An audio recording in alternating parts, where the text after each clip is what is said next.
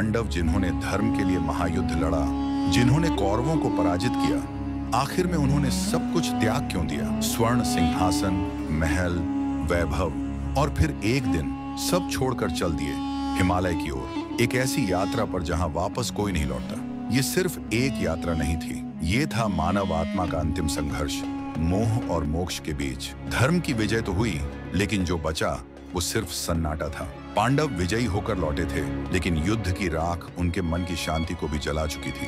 धर्मराज युधिष्ठिर, जो कभी न्याय के लिए जाने जाते थे, अब खुद से सवाल कर रहे थे। राज्य उन्हें मिला, लेकिन आत्मा से सब कुछ खो दिया।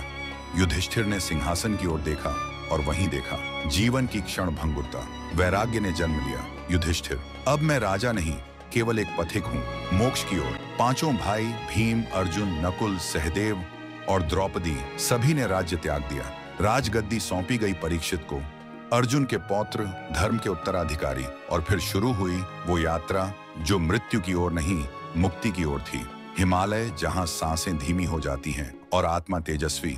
रास्ते में द्रौपदी गिरी। युधिष्ठिर बोले, उसका दोष केवल विशेष स्नेह था। फिर सहदेव, नकुल, अर्जुन और भीम हर पतन के पीछे छिपे थे। उनके अपने कर्म, वासना, अहंकार, क्रोध और मोह। और अंत में केवल युधिष्ठिर बचे। साथ था एक कुत्ता, जो कोई और नहीं, धर्म ही था। देवताओं ने बुलाया, स्वर्ग का द्वार खुला, लेकिन बिना उस कुत्ते को छोड़े युधिष्ठिर आगे नहीं बढ़े।